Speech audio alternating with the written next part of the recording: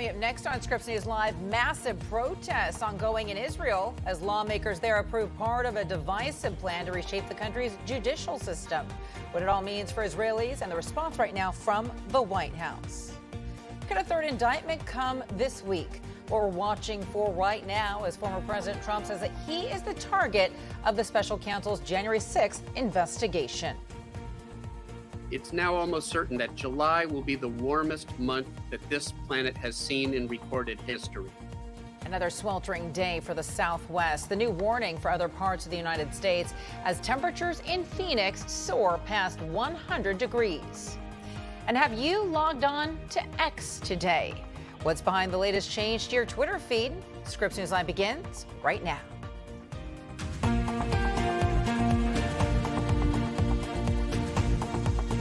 Hey there, good to see you today. Welcome to Scripps News Live. I'm Veronica Dela Cruz. We begin this hour in Israel, where the nation's parliament passed a controversial bill to weaken the Supreme Court. The move by the country's governing coalition comes amid massive nationwide protests.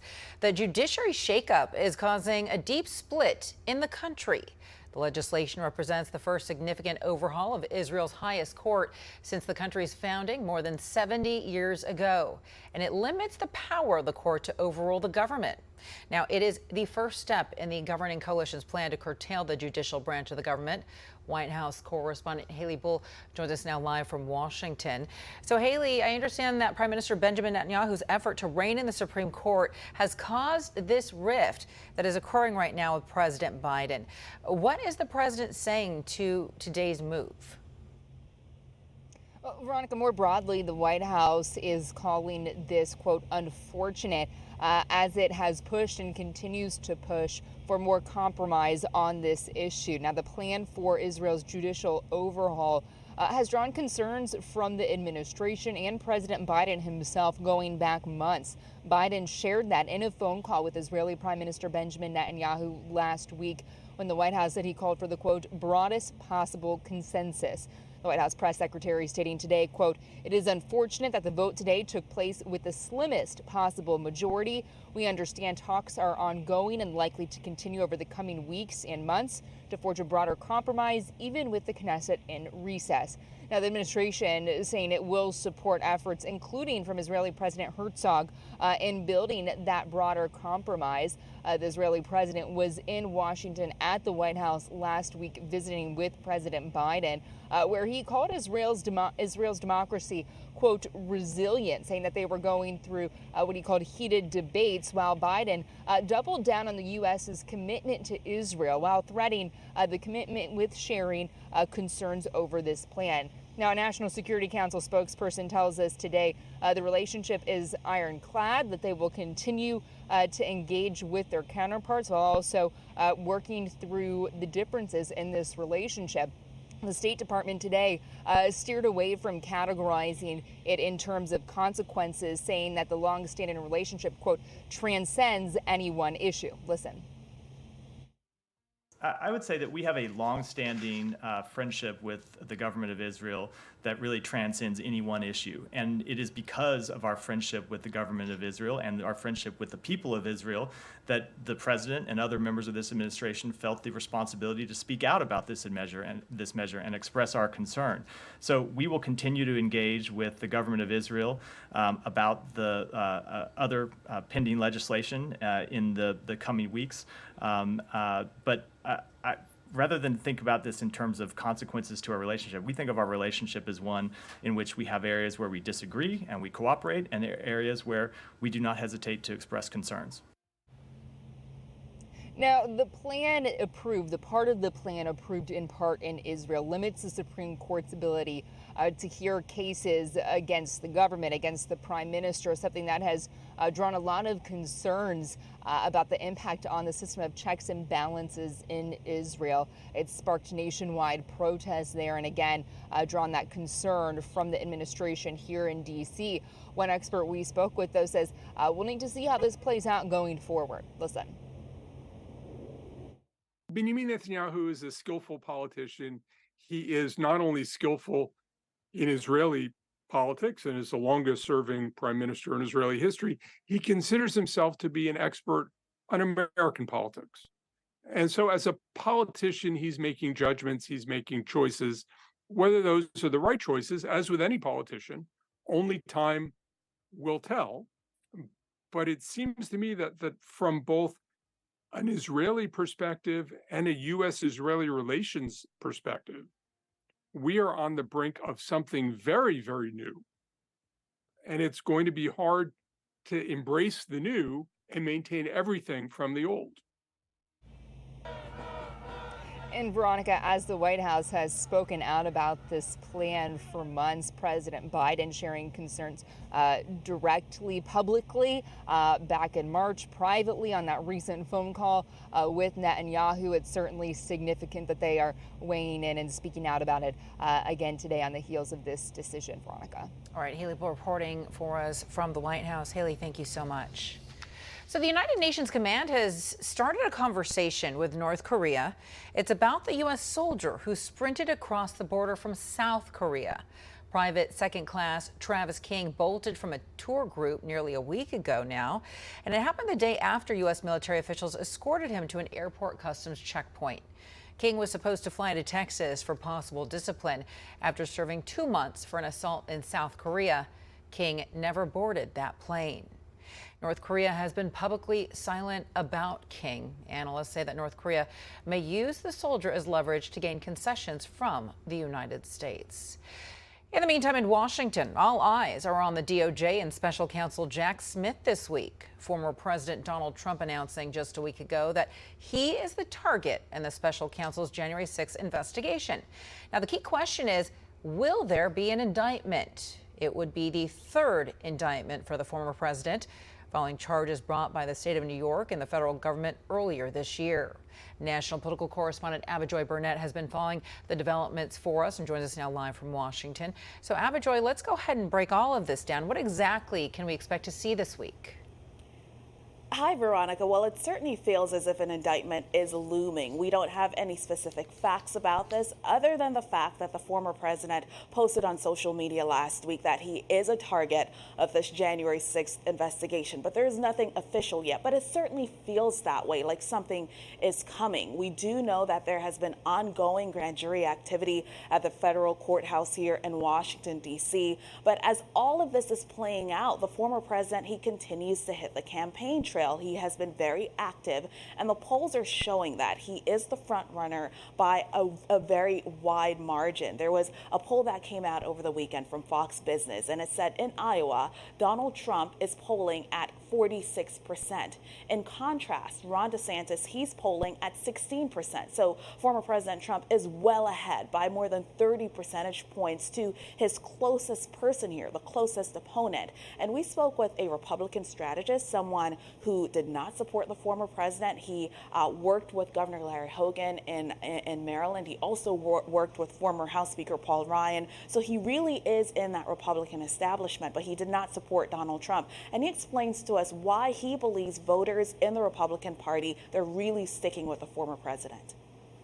When DeSantis had some missteps and kind of failed to launch, it brought him back down to earth a bit, and now Trump really stands out as the dominant figure. And the good news there is that it means that voters will look at other candidates and look at the full range of people as alternatives to Trump.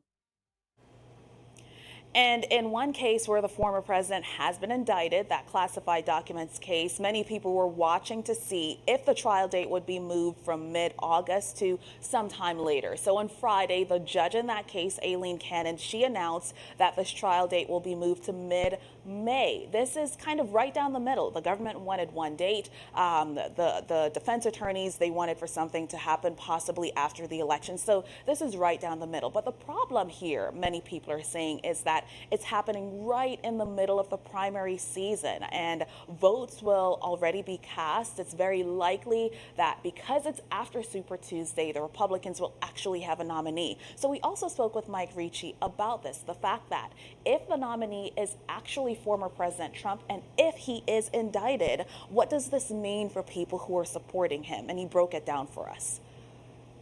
We are absolutely, in terms of the grassroots of our party, we are very much, a lot of this has just felt like a you break it, you bought it kind of journey where, you know, the grassroots, the base of the party wanted Trump. They got Trump. He lost. They wanted more Trump. And that's where we are. And it's an unfortunate situation. And it's not just, I don't think it's just unfortunate for the party. I think it's unfortunate for the country that we would get to this point. So once again, we're waiting to see if there will be an indictment in this January 6th investigation against the former president, Donald Trump. But if you watched any news over the weekend, you heard some of his opponents. They're being very careful not to criticize former President Donald Trump. What they are doing, though, Veronica, is criticizing the Department of Justice. It'll be interesting to see what comes next. Avajoy Burnett reporting live for us from Washington. Avajoy, thank you. So half of the 14 announced candidates have met the polling requirements to appear in a Republican presidential debate next month, and they include former President Trump, also Florida Governor Ron DeSantis, former Vice President Mike Pence, and tech entrepreneur Vivek Ramaswamy. They've all qualified. Now, the other three candidates, former South Carolina Governor Nikki Haley, South Carolina Senator Tim Scott, and former New Jersey, the governor there, Chris Christie. The debate will be on Wednesday, August 23rd, and will take place in Milwaukee, Wisconsin. Still to come on Scripps News Live, the Federal Reserve's Board of Governors set to meet this week. What it means for those already high interest rates and why it could be good news for your savings.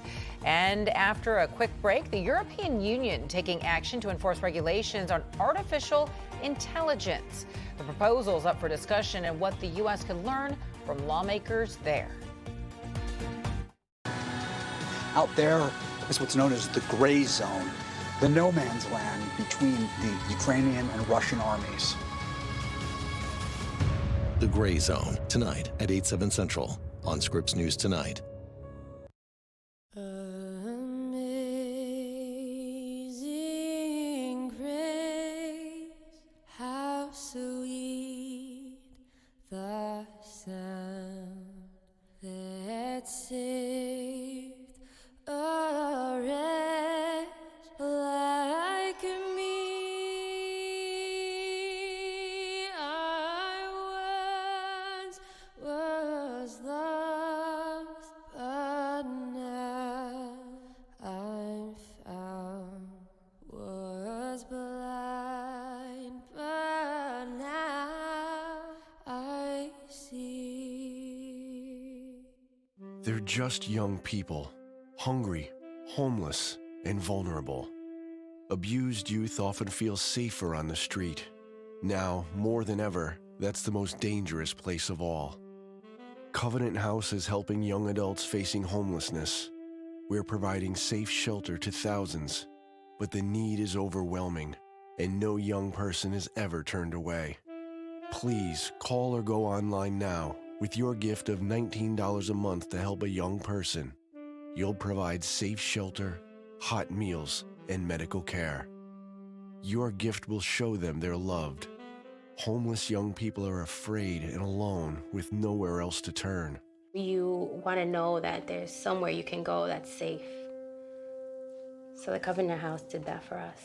Please call now with your gift of $19 a month. We'll send you this blanket as a reminder of the comfort your gift provides a young person tonight.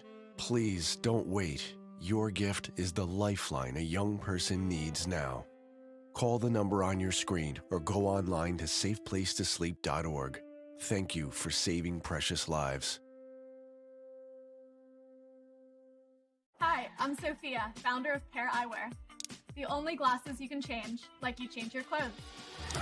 Each pair starts with a base frame, then choose from over hundreds of designs and snap on any top to create an infinite number of looks. All of our glasses are anti-glare, scratch resistant, and every pair starts at just $60, including prescription lenses. Glasses are an extension of your personality, and we're here to celebrate each and every version of you. Discover your next pair at paireyewear.com. How does Klein & Spector get among the most big verdicts and settlements of any law firm in the country? Because Klein & Spector is an award-winning team with 5 doctor lawyers, the most of any firm in the United States. And that's why the New York Times calls Klein & Spector a powerhouse law firm. So if a defective product motor vehicle accident, or medical malpractice caused a catastrophic injury, call Klein and Spector. Welcome back to Scripps News Live. So Florida Governor Ron DeSantis created a firestorm by suggesting slaves benefited from slavery because they were taught useful skills. The state's school board unanimously approved that controversial comment be taught in schools as part of Black history. DeSantis brought the ire of many, including Vice President Kamala Harris. And he's accused of trying to change the history of slavery, all while running for president of the United States. National political correspondent Kevin Cirilli has the details on all of the fallout. Florida Governor Ron DeSantis under new scrutiny for his anti-woke policy that now he's trying to distance himself from. According to the Florida's new curriculum, state school board approving new guidelines that state new standards include teaching students, quote, how slaves developed skills which in some instances could be applied for their personal benefit, end quote. Vice President Kamala Harris and President Biden, as well as all Democrats, forcefully pushing back against DeSantis, and now some Republicans are pushing back as well. Now, DeSantis for himself, he told CNN last week that he did not write the line that is drawing such scrutiny. Take a listen to what he said on CNN. I think that they're probably going to show some of the folks that eventually parlayed being a blacksmith into doing things later in life. Elsewhere, former New Jersey Governor Chris Christie, who's also seeking the Republican nomination for president, had this to say on the Sunday shows. Governor DeSantis started this fire with the bill that he signed, and now he doesn't want to take responsibility for whatever is done in the aftermath of it. And from listening and watching his comments, he's obviously uncomfortable.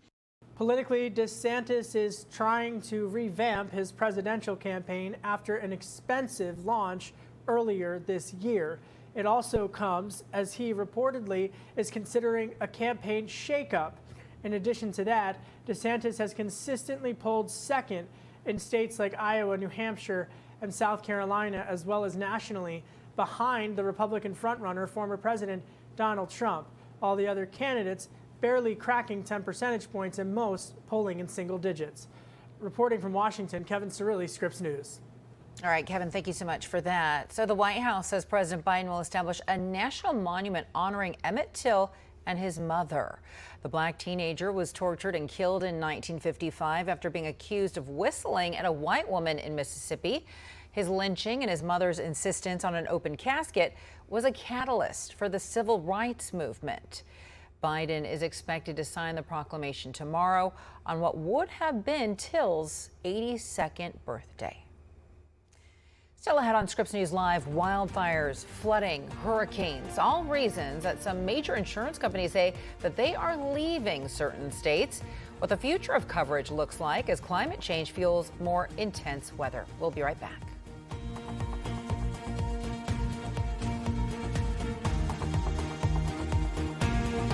I was having problems with my legs and my feet. I suffered a lot of cramps, swelling. I would dread going up and down steps. Tingling in my legs due to circulation issues. The aches and pains have just continued to increase. Did you know if you have high blood pressure, high cholesterol, diabetes, or are over 40, your leg aches and pains could be from poor circulation? Revitive can help reduce leg aches and pains, swelling, and cramps. Revitive uses breakthrough technology to get your calf muscles pumping like a second heart to increase blood flow, reducing leg aches and pains, cramps, or swollen feet and ankles. Plus, it's drug-free. The cramping was terrible, and I don't get that anymore. Thank you, Revitive. Revitive is FDA cleared and clinically proven to increase oxygen-rich blood flow during use. The smart stimulation works so well, over 3 million people use Revitive. As a firefighter, I'm constantly on my feet. I wish I had known about Revitive a lot earlier. It would have made a huge difference in really who I am today. Revitive has given me a better quality of life because I am living without pain. Revitive reduces leg pains 2 times more than exercise alone in just 6 weeks. We want to take walks. We want to do more social activities, just the typical things in life that I did not feel well enough before Revitive that I was able to do. Now, Revitive is regenerizing my legs and making me feel like, let's do more.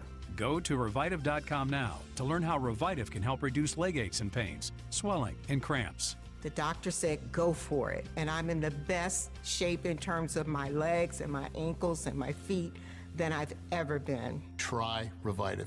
You will see the difference. It works. It worked for me.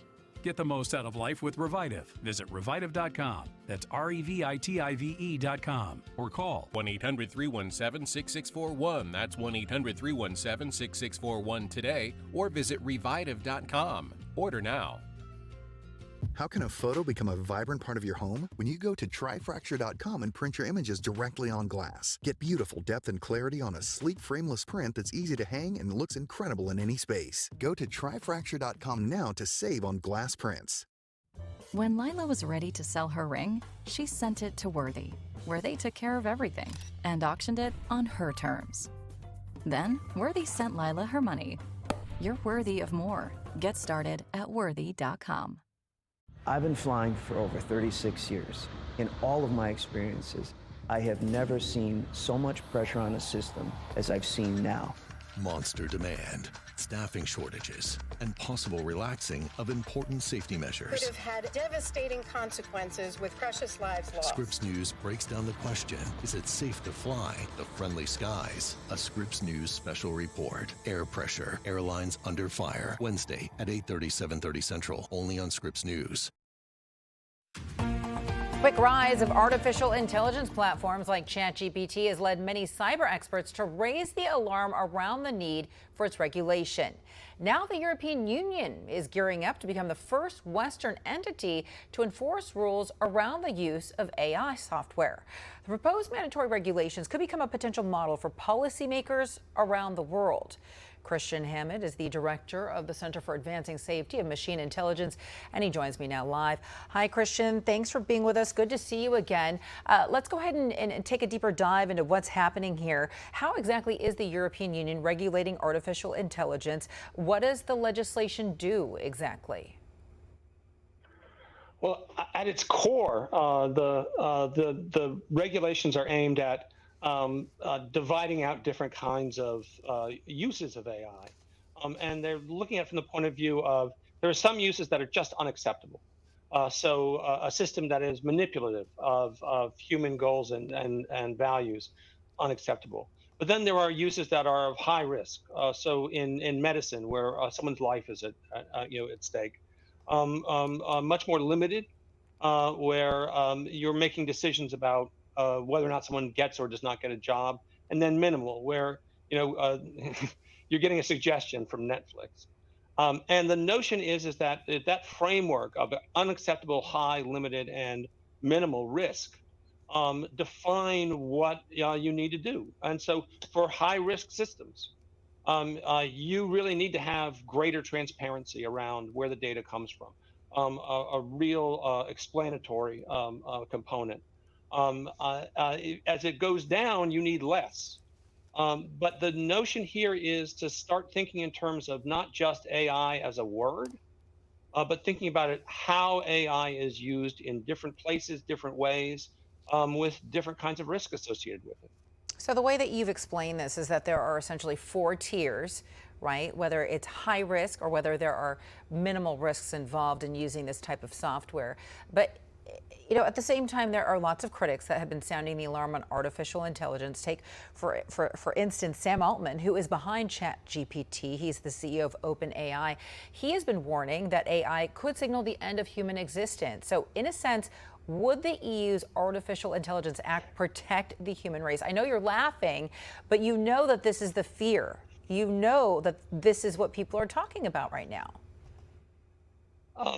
There was a wave of activity around thinking about AI and the existential threat that it posed to human beings, but there's no one who's actually said what that means. And I have to admit, someone who is pushing AI out into the world and is making money off of AI was saying, no, it's going to be so smart that we have to worry about it threatening us. For me, the most important part of that utterance is they're saying it's so smart. That is to say, use it, buy it, spend money on it, as opposed to existential threat. We don't have Skynet. we don't. We're not on the verge of Skynet. They're not that smart, and in fact, they are sort of idiot savants. They're good at some things and really bad at others. And I think that the concerns about AI killing us all are actually a distraction.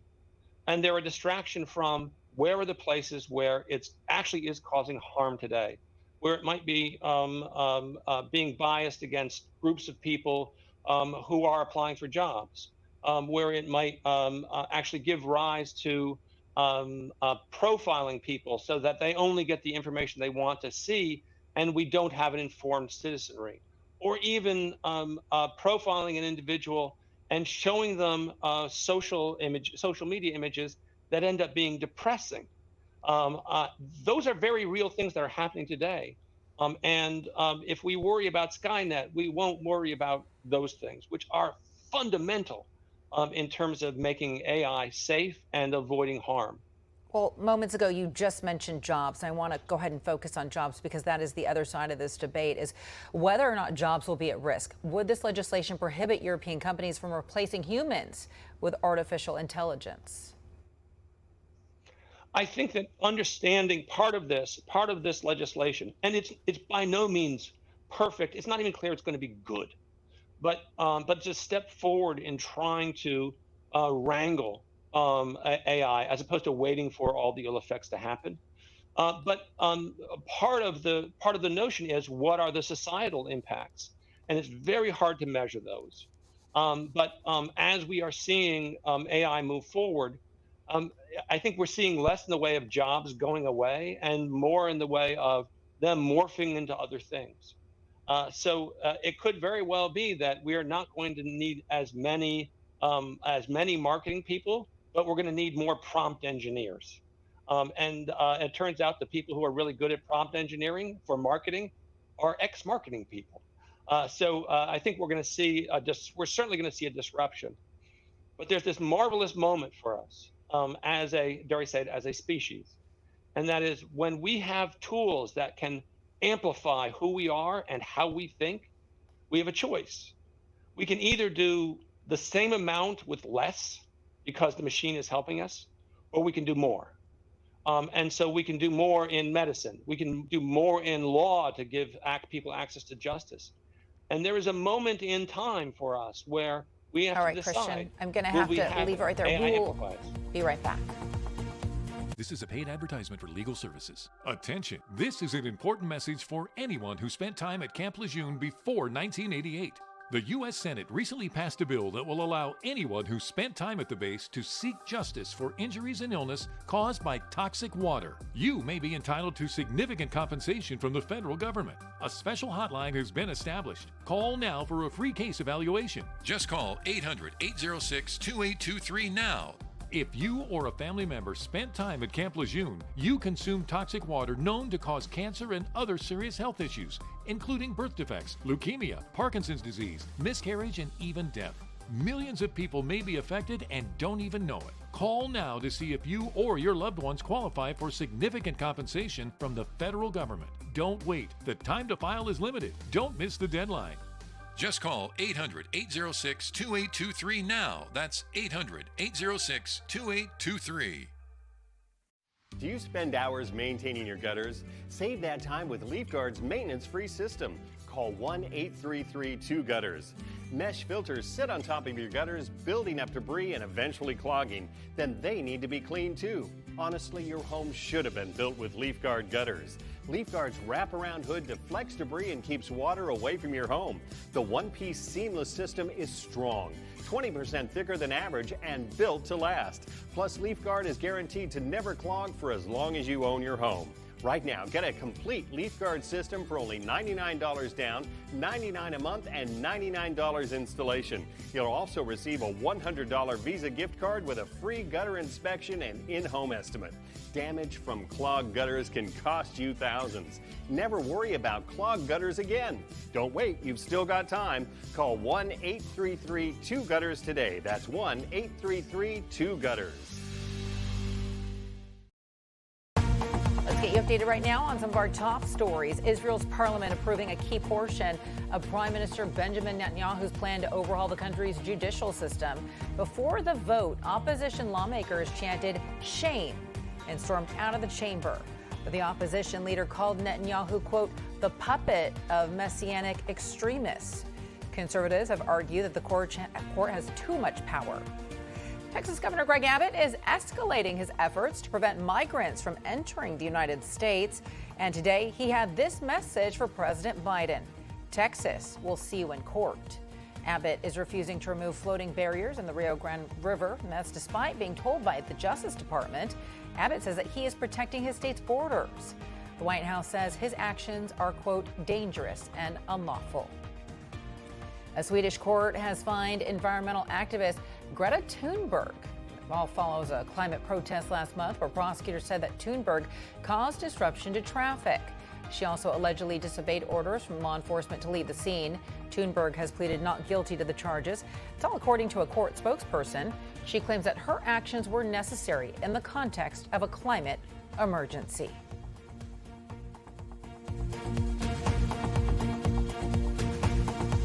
Hey there, welcome to Scripps News Live. Great to see you on this Monday. I'm Veronica Dela Cruz. 115 degrees. That is the expected high in Phoenix today. It's been so relentlessly hot in Arizona that people are suffering burns just by falling on the ground. Because of its density and dark color, asphalt can reach up to 180 degrees. The director of a burn center in Maricopa County says some people are being brought in with serious injuries. Right now, there are patients in all 45 beds in that burn center. National correspondent Addie Guajardo is in Phoenix for us right now. Addie, give us a sense of how bad this scorching weather is right now for people and what they're doing about it, really.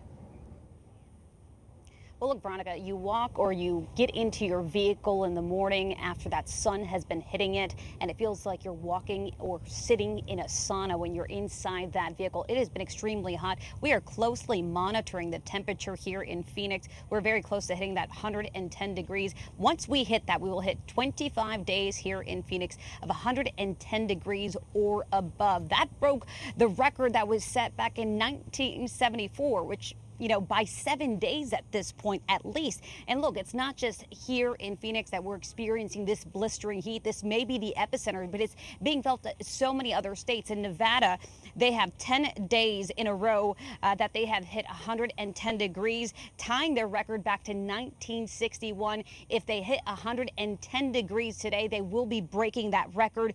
Over in San Antonio, Saturday marked the end of a 15-day streak of hitting 100 degrees at least, or slightly over.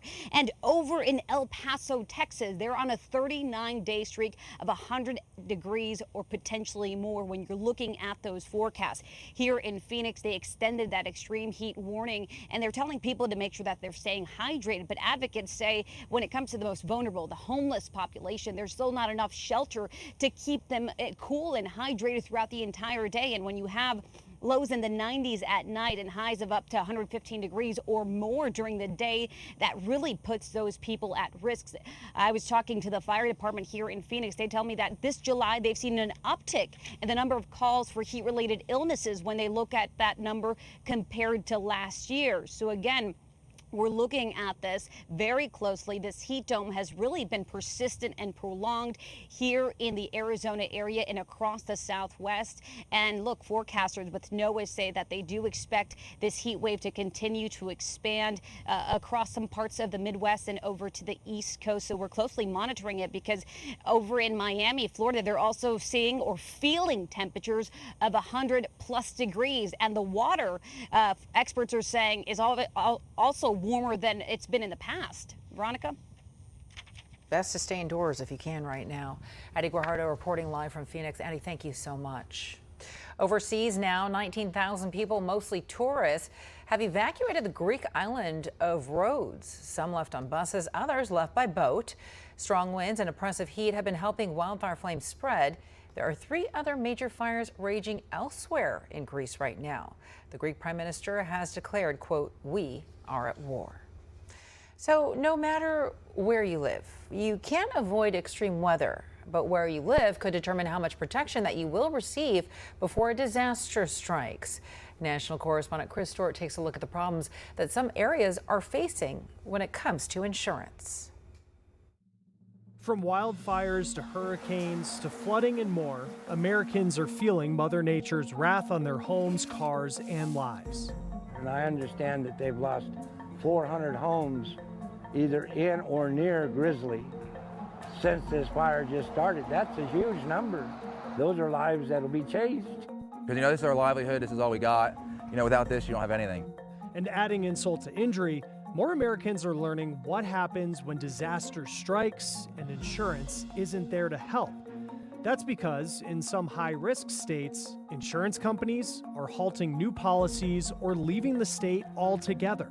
That's another 33,000 people losing their insurance, but that's just a fraction of the total number of people in Louisiana that have already lost their insurance this year. More Colorado homeowners are being denied insurance now because of the risk of wildfire. State Farm joins AIG, leaving California's homeowners insurance market. A spokesman tells me the move is necessary to effectively manage risk exposure.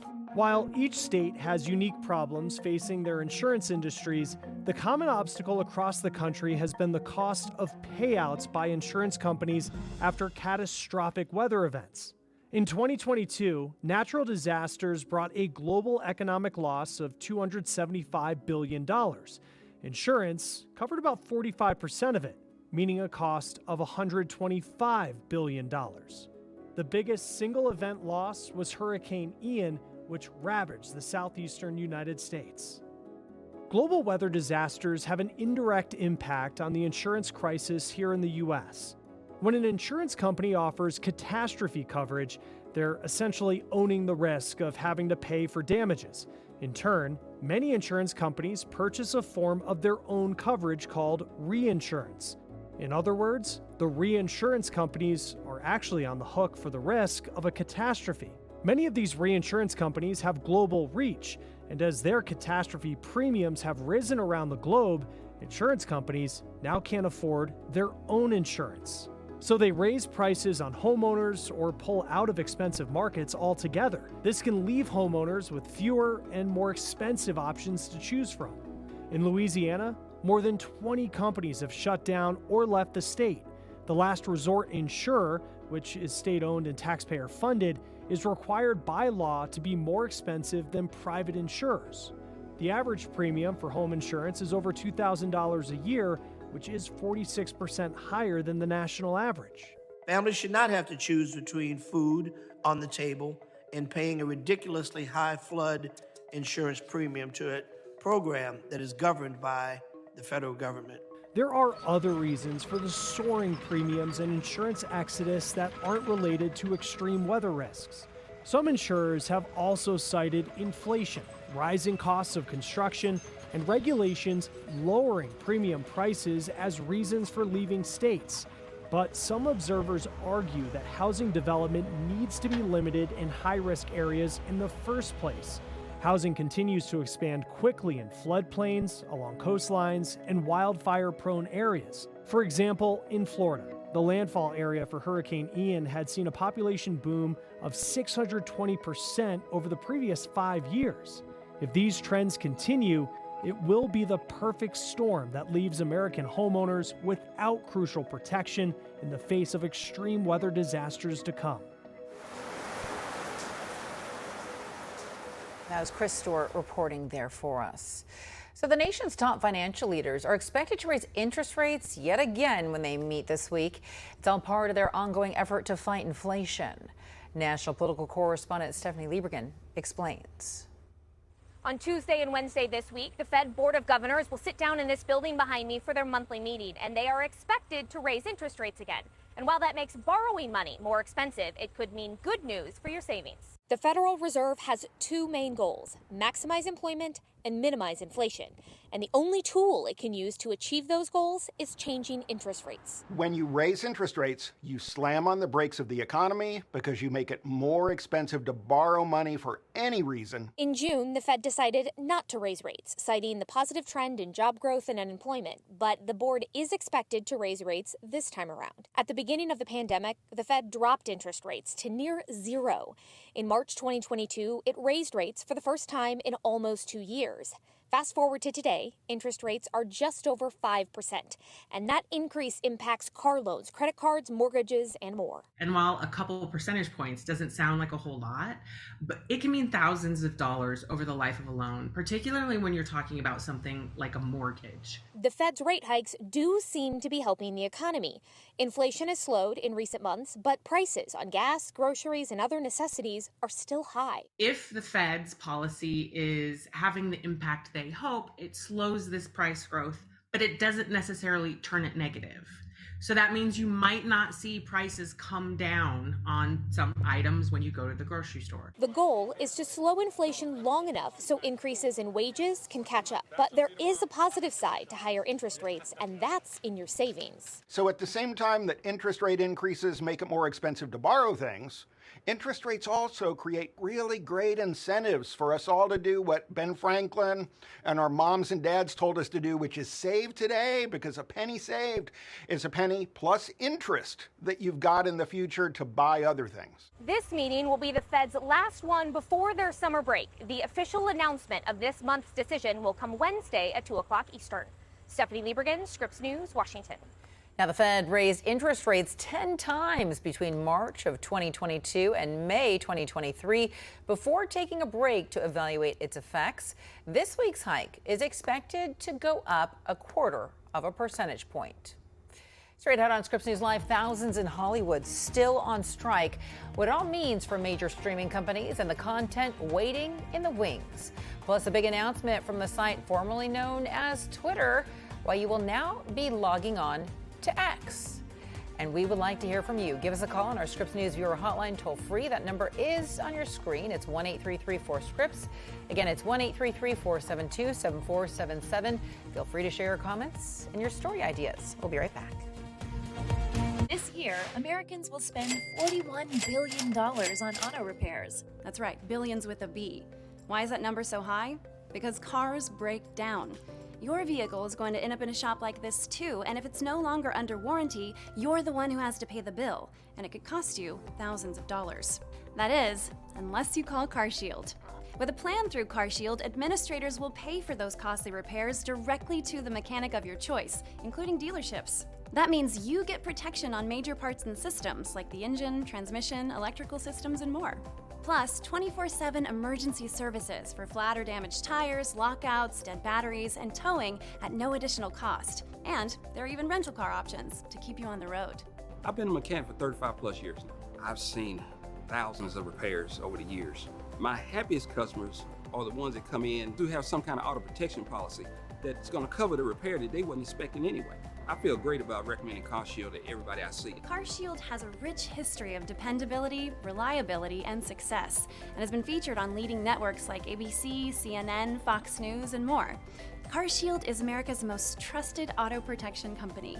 My mom told me to call CarShield, and I saved $5,000. You should always listen to your mom. As soon as my car broke down, CarShield jumped into action, and I had my car back within days. I've been with CarShield for close to 7 years. I have 3 vehicles covered, and I saved close to $9,000. I called CarShield and saved over $5,000. Yes, CarShield is a good value. Every plan through CarShield comes with a price lock guarantee, which means no matter how many repairs you need, the price you pay today will never change for as long as you cover your car. Call now and save money with your price lock guarantee. It's not a matter of if your car will break down, but when. Call CarShield now before it's too late. Call 800-287-5264. 800-287-5264. 800-287-5264.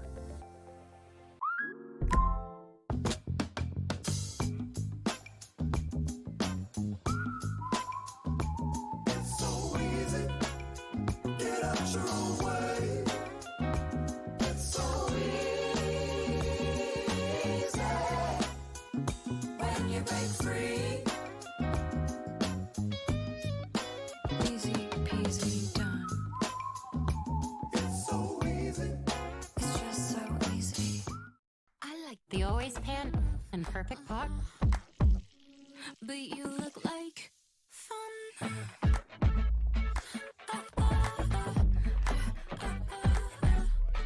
Only at our place. For over 100 years, this light has shined. A beacon of the free American press. Reporting from Ukraine, Scripps News. And now, this light shines even brighter. Scripps News. Take a look at this. These are pictures coming out of San Francisco moments ago. They are removing that famous Twitter sign. Yep, this is Twitter headquarters in the Bay Area. All of this amid a name change for the company now owned by Elon Musk because that company is now called X. Yeah, X marks the spot that you used to call Twitter. Besides owner Elon Musk changing the logo from that familiar blue bird that everyone knew and loved to just the letter X. It's all the latest example of Musk revamping the social media site after buying it for $44 billion last year. National correspondent Stephanie Sandoval explores what it all means and what other changes we might see in the future. Yeah, it's the latest change to Twitter. Over the weekend, Twitter owner Elon Musk announced it's ditching the blue bird and going dark, sporting a new logo, an X. He gave Twitter users a glimpse of the new logo yesterday. It went live early this morning on Twitter's online website. Now, when you search x.com, users are redirected to Twitter. Some have reported a glitch, though, saying that x.com actually takes them to a GoDaddy site instead. The new logo was seen on Twitter's headquarters in San Francisco. Musk tweeting a photo in celebration of the change. Since the Musk takeover, Twitter users have seen a multitude of changes, like one being only able to read a maximum number of posts a day for unverified users. And if you don't want any of those restrictions, you'll have to pay $11 a month for a subscription. With a subscription, users can do things like post longer tweets and videos, edit a tweet up to 5 times within a 30-minute window, and of course get that iconic blue check mark, which for some is now yellow. The company says the present and future changes to Twitter are going to revolutionize how we all interact with each other. On Sunday, Twitter's CEO tweeted, "X is the future state of unlimited interactivity centered in audio, video, messaging, payments/banking, creating a global marketplace for ideas, goods, services, and opportunities."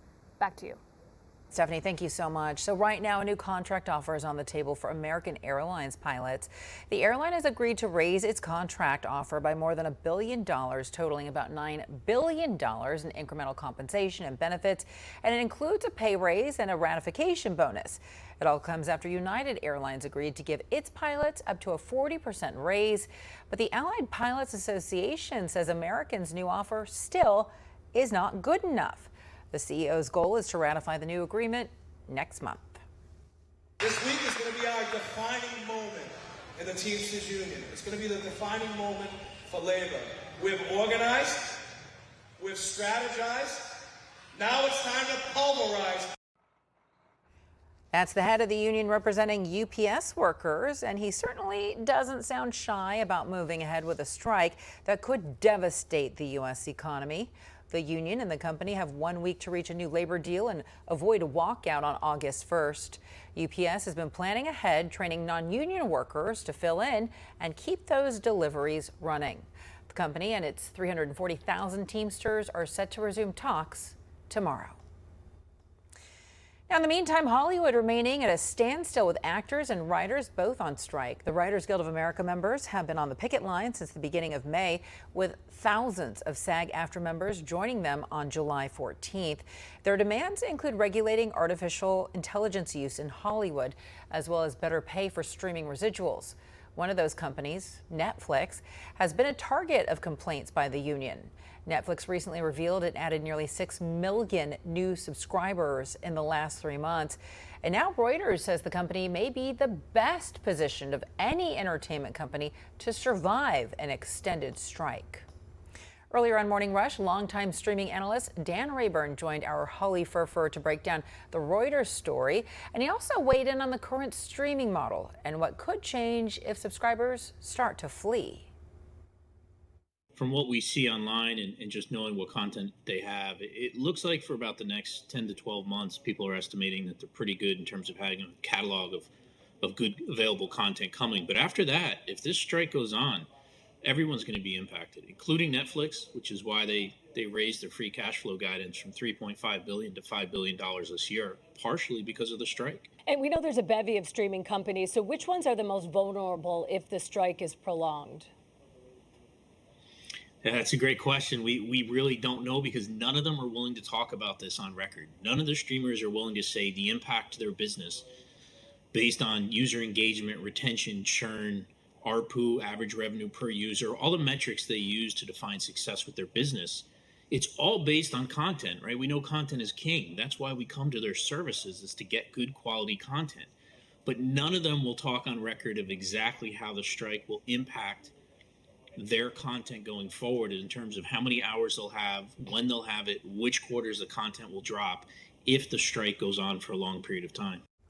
Rayburn says the strike may not have a major impact overall because streaming companies are so large now, but Netflix is the only one we know that is cash flow positive. And he says companies have already invested billions to become profitable, and the only way we might see mergers or companies exit the streaming business completely is if those subscribers begin leaving in record numbers. Coming up next on Scripps News Live, 2 movies dominating the weekend box office. Hi, Barbie. Hi, Ken. The record-setting debut for the Barbenheimer phenomenon. Also, we'd like to remind you to give us a follow at Scripps News on Twitter, otherwise known as X, Instagram, Facebook, TikTok, and Threads. We'll be right back. Are you on Medicaid and Medicare? The U.S. government recently announced that 12.2 million citizens are eligible for additional benefits beyond what they received from the original Medicare or Medicaid. These benefits may include $2,500 of dental credit, $900 of pharmacy credit, plus you could be adding up to $164 back into your Social Security check every month. Certain beneficiaries qualify for specific benefits based on income verification. It's easy to see if you qualify. Call Go Medicare at 800-718-0414. And see if you're one of over 12 million who may qualify. For $2,500 of dental credit, $900 of pharmacy credit. Plus, you could be adding up to $164 back into your Social Security check every month. Certain beneficiaries qualify for specific benefits based on income verification. This call is 100% free with no obligation to enroll. At 800-718-0414. Are you on Medicaid and Medicare? The U.S. government recently announced that 12.2 million citizens are eligible for additional benefits beyond what they received from the original Medicare or Medicaid. These benefits may include $2,500 of dental credit, $900 of pharmacy credit. Plus, you could be adding up to $164 back into your Social Security check every month. Certain beneficiaries qualify for specific benefits based on income verification. Call Go Medicare at 800-718-0414. If you have recently turned 65, you may be able to enroll in a new plan today that may include benefits like $2,500 of dental credit, $900 of pharmacy credit. This call is 100% free with no obligation to enroll. So call today. At 800-718-0414. That's 800-718-0414. How does Klein Inspector get among the most big verdicts and settlements of any law firm in the country? Because Klein Inspector is an award-winning team with 5 doctor lawyers, the most of any firm in the United States. And that's why the New York Times calls Klein Inspector a powerhouse law firm.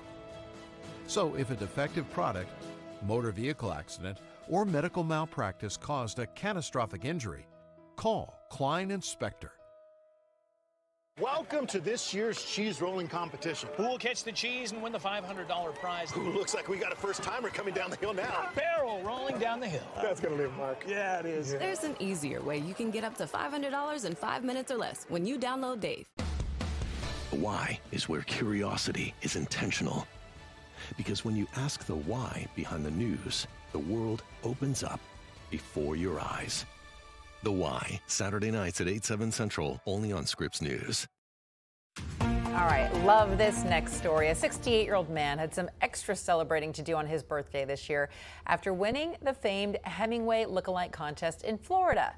It's a highlight of the Key West annual Hemingway Day celebration held at the Sloppy Joe's Bar, the hangout spot of Ernest Hemingway back in the 1930s. Jarrett Marshall was crowned this year's winner, and this was Marshall's 11th attempt. He beat out nearly 140 other Hemingway lookalikes. Congratulations. So movie theaters were packed this weekend as moviegoers were able to choose between two new hot releases, and in some cases, they were able to watch both. National correspondent Alex Miller takes a look at the Barbenheimer phenomenon. In an era where more people seem to be streaming than going to the movies, a double feature had people dusting off those theater seats in record numbers. The Oppenheimer movie. Watching Barbie. Yeah, we're going to see the Barbie movie. Oppenheimer. We're going to watch Barbie. Oppenheimer.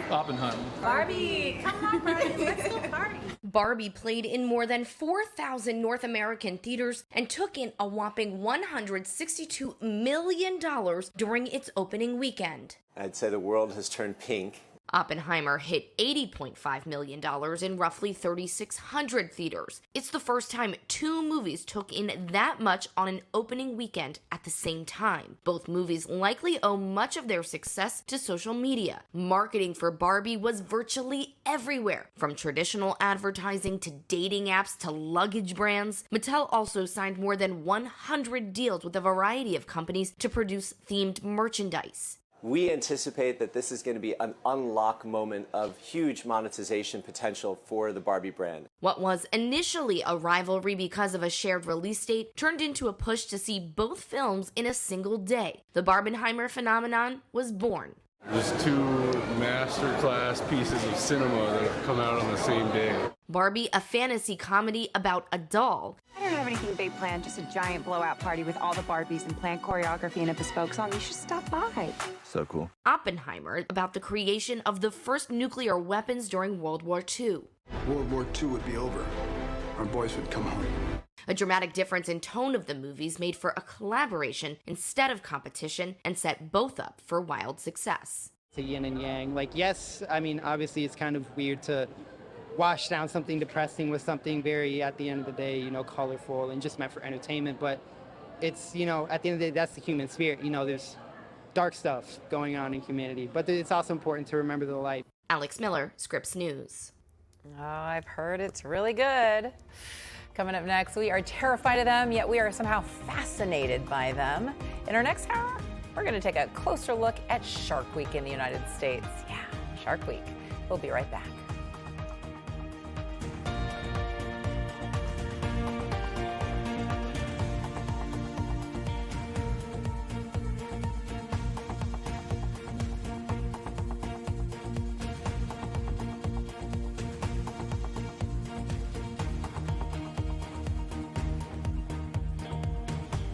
Ready?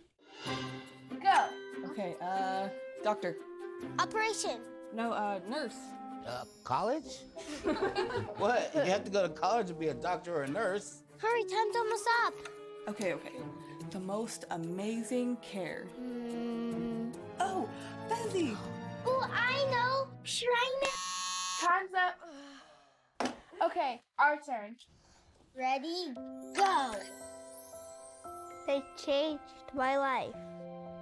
Pioneers Hospital for Children!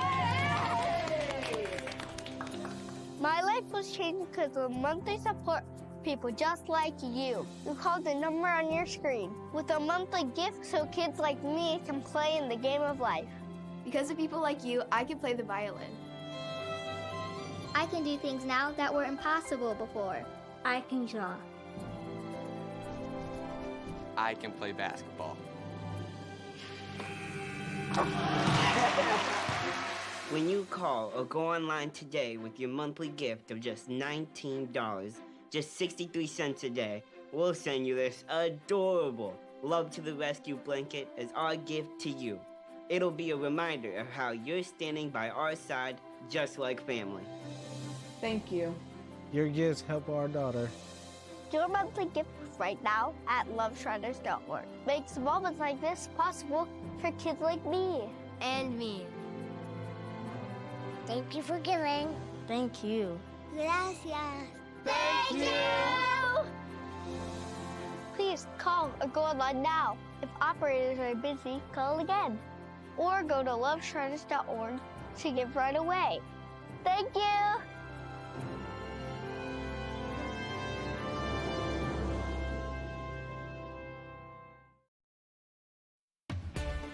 We're tracking several major stories for you this afternoon.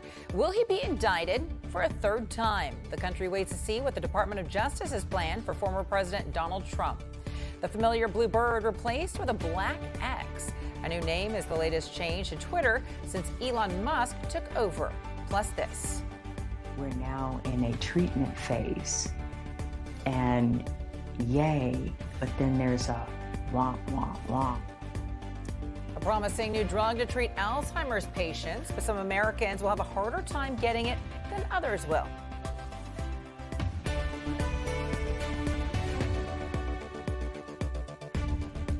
Hey there, great to see you today. Welcome to Scripps News Live. I'm Veronica Dela Cruz. And we begin this hour in Washington. All eyes are on the DOJ and special counsel Jack Smith this week after former President Donald Trump announced just a week ago that he is a target in the special counsel's January 6th investigation. Now, the key question is, will there be an indictment?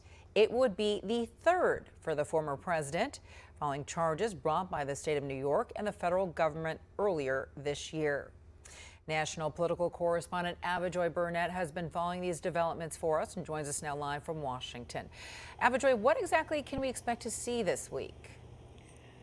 Veronica, no one knows for sure, but it certainly feels as if an indictment is looming here in Washington, D.C. And that is because the former president, Donald Trump, posted on social media last week that he is the target of the January 6th insurrection investigation. And so many people have been waiting to see what will happen next. We do know that there has been ongoing grand jury activity at the courthouse here in the nation's capital, but we're still waiting to see what exactly will happen. As you know, the Department of Justice, they normally don't speak about these things until you're right there. And so we're waiting to see what will happen. The former president, Donald Trump, he continues to hit the campaign trail. He is out there trying to get additional support, but he is by far the most popular person in the Republican field here. There was a poll that came out over the weekend from Fox Business, and they said in Iowa, he's polling at about 46%. And when you compare that to the next person who's right after him, Ron DeSantis, the governor in Florida,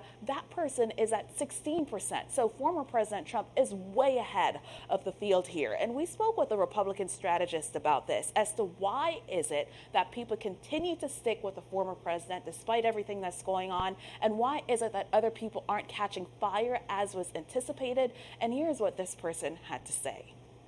When DeSantis had some missteps and kind of failed to launch, it brought him back down to earth a bit, and now Trump really stands out as the dominant figure. And the good news there is that it means that voters will look at other candidates and look at the full range of people as alternatives to Trump.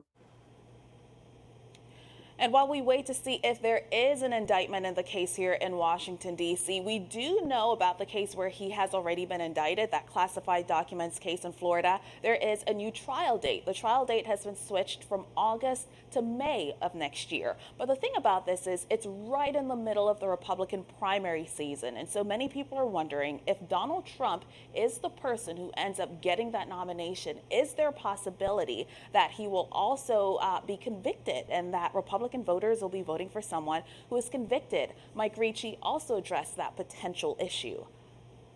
We are absolutely, in terms of the grassroots of our party, we are very much, a lot of this has just felt like a you break it, you bought it kind of journey where, the grassroots, the base of the party wanted Trump. They got Trump. He lost. They wanted more Trump. And that's where we are. And it's an unfortunate situation. And it's not just, I don't think it's just unfortunate for the party. I think it's unfortunate for the country that we would get to this point. Well, you hear Mike Ricci there saying that it is unfortunate that they could get to the point where you have former President Donald Trump being someone who is the nominee for their party. But there are people who are running right alongside Donald Trump who are not saying that. They're being very careful not to speak against the former president because they are courting some of the same voters and voters who really like the former president. But what some of those candidates are doing, Veronica, they are criticizing the Department of Justice. Vivek Ramaswamy, for example, he said that bad judgment is not a crime. Veronica? All right, Avajoy Burnett reporting live from Washington. Avajoy, thank you so much. New battle lines are being drawn over new standards at Florida state schools. The new guidance stemming largely from the governor's Stop Woke Act. It contains divisive instruction on how to teach Black history, including controversial language that says people benefited from being slaves because it taught them useful skills. Governor Ron DeSantis finding himself this morning accused of leading the charge to try to whitewash the history of slavery. Vice President Kamala Harris taking aim at Florida's new standards over the weekend. They want to replace history with lies. Middle school students in Florida to be told that enslaved people benefited from slavery. High schoolers may be taught that victims of violence, of massacres, were also perpetrators. I said it yesterday. They insult us in an attempt to gaslight us, and we will not have it. For his part, Governor DeSantis came back fighting, defending the new standards as thorough and factual. I thought it was absolutely ridiculous. It's totally outrageous. You guys can look on the website of the Florida Department of Education. You know, they got a lot of scholars together to do a lot of standards and a lot of different things, but these are the most robust standards in African American history, probably anywhere in the country. Anyone who reads that will see that it's very thorough, very factual, and for them to try to demagogue it. Florida's state school board unanimously approved the standards last week. And take a look at this. This was the scene about an hour ago now in San Francisco. The removal of the famous Twitter sign on the social media headquarters. This amid a name change for the company now known as X. Owner Elon Musk announcing a rebranding, ditching the blue bird for an X symbol on Monday. Musk tweeted on Sunday that the logo change was, quote, to embody the imperfections in us, all that make us unique. National correspondent James Packard following the story for us and joins us now live from Los Angeles. And James, here's the thing, as Musk spent $44 billion to buy Twitter last year, it now has stripped it of its world-renowned name, its world-renowned logo. Everybody knows the blue bird. I think the biggest question at this point is why? Do we know why he's done this? Yeah, I mean, it would be nothing short of a huge gamble to do this rebranding on what has become kind of an institution of our culture, at least in this country and in much of the world as well with Twitter. This is a reflection of his intention and that of Linda Yaccarino, the hand-picked CEO now installed at the head of the company, to transform the platform into something more akin to the American version of WhatsApp, which is a pretty ubiquitous platform, digital platform in Asia. They want to make Twitter, now X, something that people can use for audio, video, payments, messaging, banking, kind of an all-in-one app, offer everything to everyone. And what they're doing here is trying to take away an association from just a social media platform into something more akin to what they want to do. And there will be more changes coming. I mean, already, if you put x.com into your search browser, it's going to pull you up to Twitter, and it'll be branded as X. And Elon Musk has teased more things to come, perhaps a complete color palette refresh, something more Black focused, and also, of course, a reassessment of what we do now when we post on this platform. We're not tweeting anymore. Are we Xing? Are we exciting? Are we excited? What are we? There are a lot of questions about this new brand, Veronica. Yeah, you're absolutely right about that. I think I X'd earlier. I'm Xing right now. I'm actually Xing at you, so make sure you check X. And I think the biggest question, though, James, is whether people will continue to X, right? Because Twitter's been around now for, 15 years. You have to, I mean, it really begs the question, how is this going to hurt the brand? How is this going to hurt the platform? Yeah, I mean, when you talk to, marketing experts, they will say you had the holy grail. When you are in charge of a brand that has also become a verb, that's like what every product engineer wants, is for people to say that they are tweeting or Googling something, right? You never said you were Yahooing something, and there's a reason why Google is the survivor of that sort of battle. You never really said you were MySpacing something. So I think there is a big trepidation, or perhaps a bit of surprise among experts, that he would do away with this brand. But Elon Musk clearly has a vision in mind here, and he didn't think that the legacy of Twitter matched what he was going for in the long run. So we'll see if engagement continues. A lot of people have disengaged from the platform since Elon Musk's takeover, though. They say they have record engagement. We'll see what the future holds. Yeah, well, make sure you check your X, and then don't forget to X me back. Will do. James Packard reporting live from Los Angeles. James, thank you so much. All right, still ahead on Scripps News Live, it is a summertime favorite, Shark Week. It's here. We break down what to expect this year and speak to an expert on shark perceptions. But first, wildfire is forcing thousands to evacuate in Greece. Why the weather hasn't been helping firefighters in their battle against the flames that are spreading across the country.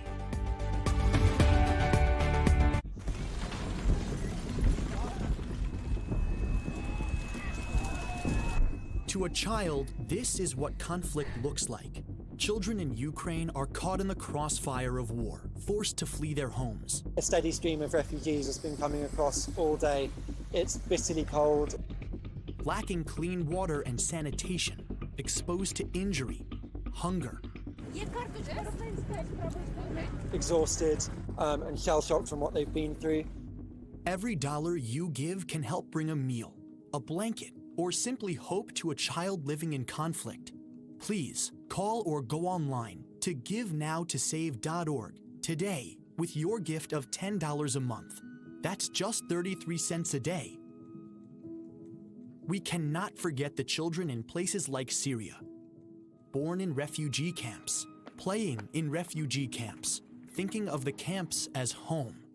Please call or go online to GiveNowToSave.org today with your gift of $10 a month.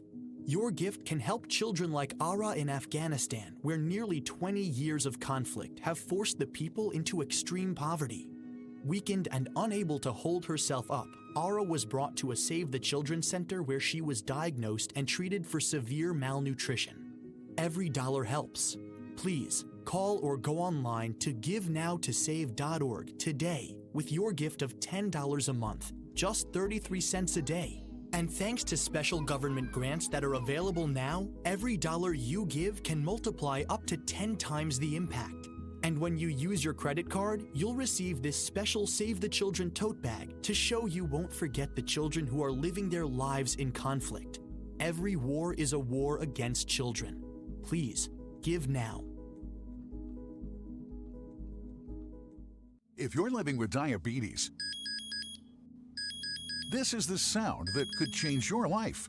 Great news for people living with diabetes. Now you can wear a continuous glucose monitor and eliminate routine finger sticks. The days of repeated, painful finger sticks are over. Call 800-719-8907.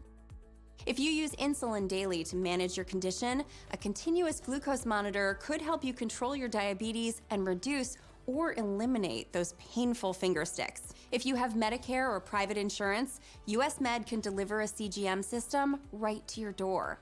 And if you qualify, there may be little or no cost to you. Shipping is free, and we'll even bill your insurer directly. Call now to get your continuous glucose monitoring system so you can take control of your diabetes and get back to enjoying life. Call 800-719-8907. That's 800-719-8907. The United Nations Command has initiated a conversation with North Korea about the U.S. soldier who sprinted across the border from South Korea.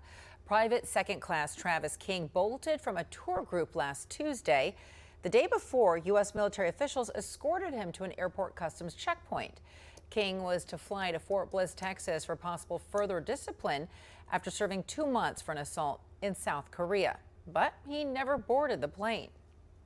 The first is the primary concern for us is Private King's welfare. The conversation has commenced with the KPA through the mechanisms of the armistice agreement. North Korea has been publicly silent about King. Analysts say North Korea may use the soldier as leverage to gain concessions from the United States. In the meantime, South Korea says North Korea fired 2 suspected ballistic missiles from its east coast today. Both landed in the sea, and it's part of a recent uptick in activity. North Korea fired several cruise missiles over the weekend and ballistic missiles last Wednesday. And it comes after a second U.S. nuclear-powered submarine arrived in the region. The USS Kentucky, seen here, arrived last week. The USS Annapolis got there yesterday. It is the first time the U.S. has sent nuclear submarines to South Korea since the 1980s.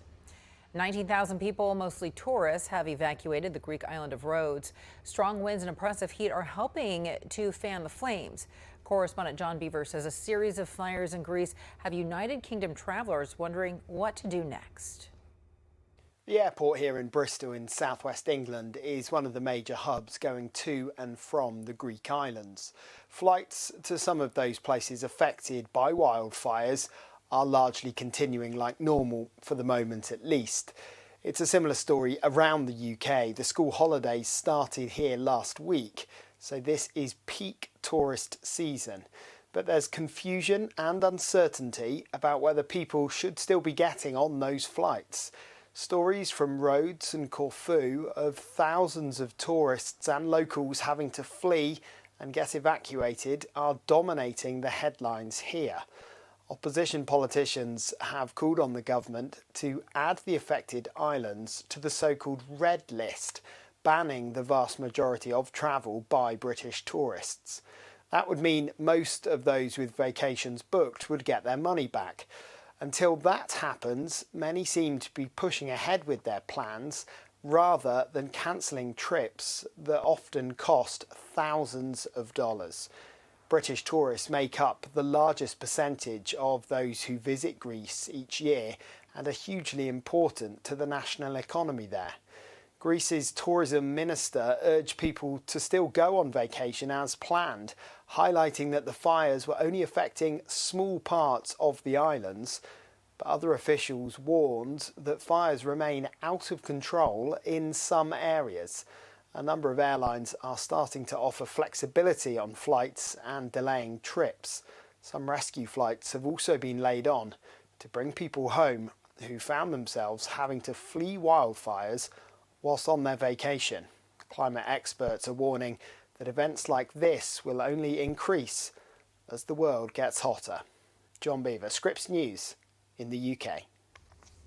Coming up next, Shark Week began this weekend, and with more shark sightings along U.S. beaches this summer, fear is growing.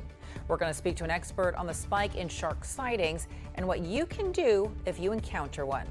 Plus, how struggling New England farmers are coping in the aftermath of catastrophic flooding. Many lost an entire season of crops. We'll be right back. This year, Americans will spend $41 billion on auto repairs. That's right, billions with a B. Why is that number so high? Because cars break down. Your vehicle is going to end up in a shop like this too, and if it's no longer under warranty, you're the one who has to pay the bill, and it could cost you thousands of dollars. That is, unless you call CarShield. With a plan through CarShield, administrators will pay for those costly repairs directly to the mechanic of your choice, including dealerships. That means you get protection on major parts and systems like the engine, transmission, electrical systems, and more. Plus, 24/7 emergency services for flat or damaged tires, lockouts, dead batteries, and towing at no additional cost. And there are even rental car options to keep you on the road. I've been a mechanic for 35 plus years now. I've seen thousands of repairs over the years. My happiest customers are the ones that come in who have some kind of auto protection policy that's going to cover the repair that they wasn't expecting anyway. I feel great about recommending CarShield to everybody I see. CarShield has a rich history of dependability, reliability, and success, and has been featured on leading networks like ABC, CNN, Fox News, and more. CarShield is America's most trusted auto protection company.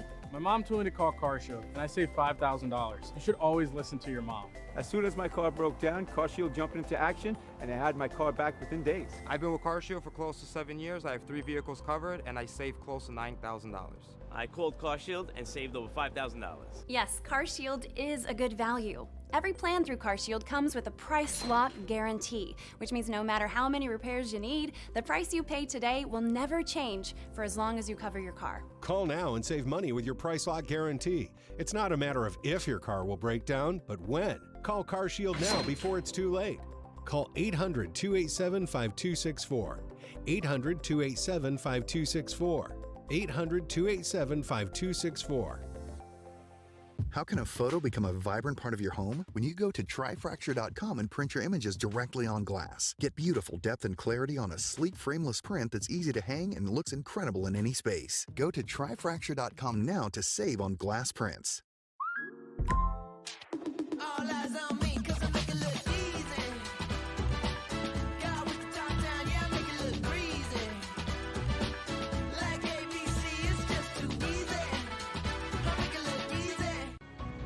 Between the red and the blue, there is gray.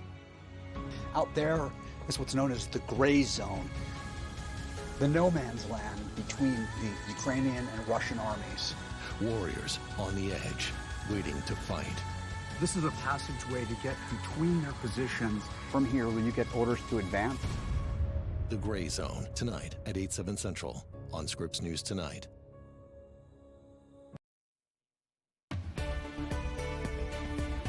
So lots of people fear sharks, but for the next week, many shark enthusiasts will get to watch sharks nonstop, and that's because Shark Week is here. The summer tradition started yesterday on the Discovery Channel, and it wraps up on Saturday. This year's host is Aquaman, or Jason Momoa, who in real life dreamed of a career as a marine biologist before getting into acting. All week long, viewers are going to get to see up-close interactions with sharks off the coast of South Africa, Egypt's Red Sea, and investigate whether sharks in Florida are actually ingesting cocaine.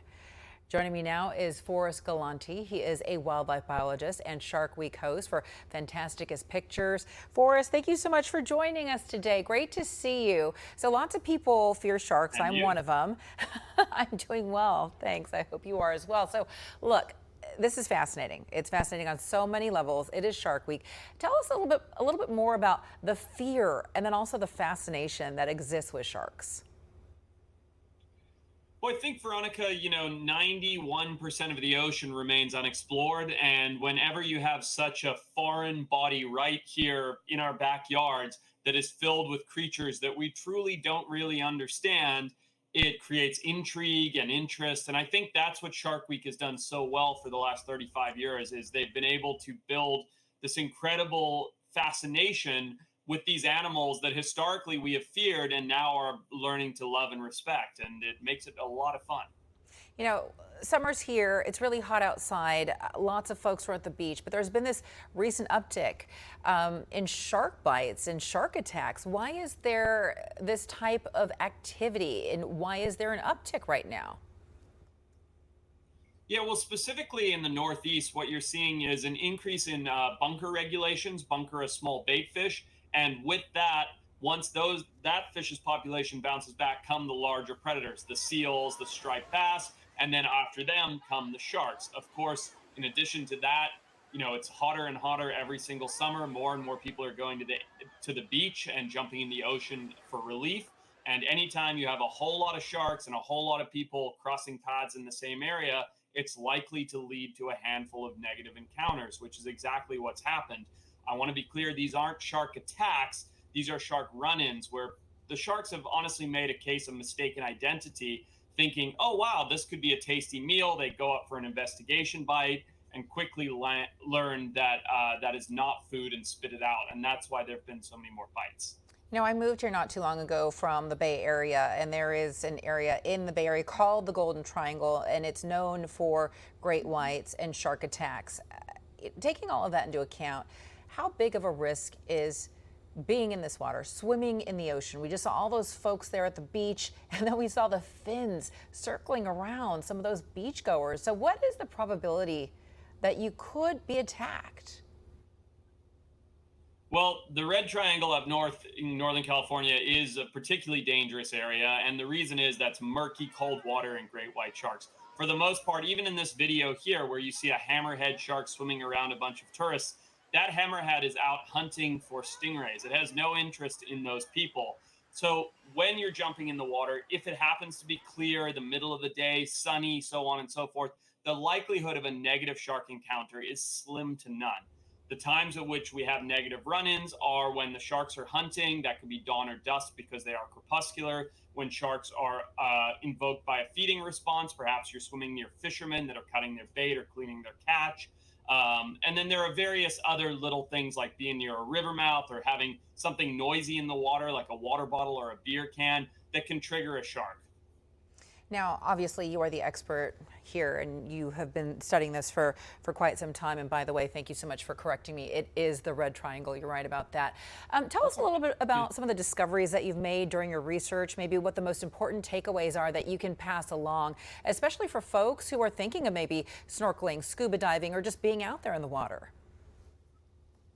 Well, first of all, I would strongly recommend it because experiencing the ocean, getting to interact with marine life is one of the most incredible things and one of the most incredible joys we have on this planet. Do it safely and do it with an experienced professional until you build up your chops to do it on your own. That would be my advice. As far as our discoveries, this year we have two very exciting shows. The one you're seeing here, which is a clip from tonight's show, Alien Sharks, which is not just Discovery's play on pretending to be extraterrestrial, but rather more in line with the fact that some of these sharks are so otherworldly. They have such incredible attributions from their morphology to their design to their behavior, and that's what that show aims to showcase. We head to South Africa, which has one of the highest levels of endemism in the world, and do a show and case show tell of all of these incredible species that occur there. It sounds fascinating. We are looking forward to it. Wildlife biologist Forrest Galanti. Forrest, thank you so much for your time. We appreciate it. So the summer heat wave continues. Last week, the American Southwest took the brunt of it, but the upcoming week will be the hottest of the year so far for the lower 48. Reports say the forecast won't be as intense in certain areas, but will cover a lot more territory. Large sections of the upper Midwest and the northeastern United States will be under marginal risk, while parts of Texas, Oklahoma, Kansas, and Montana will all be under heat advisories. Southern areas of California and Arizona are going to remain under those excessive heat warnings. Stay indoors if you can. I'm Veronica De La Cruz. Thank you so much for joining us. For the audience leaving us right now, your local programming is up next. And check us out on ScripsNews.com. Now, if you're staying with us, we have much more news headed your way. Coming up, it's a disease that impacts millions of Americans yet has no cure, Alzheimer's. But now a new drug is offering hope for patients. We're going to take a closer look at the research and the safety. Also, catastrophic flooding in the Northeast destroyed a season of crops. How farmers are handling the loss and what they're doing right now to try and counter the devastation. We'll be right back.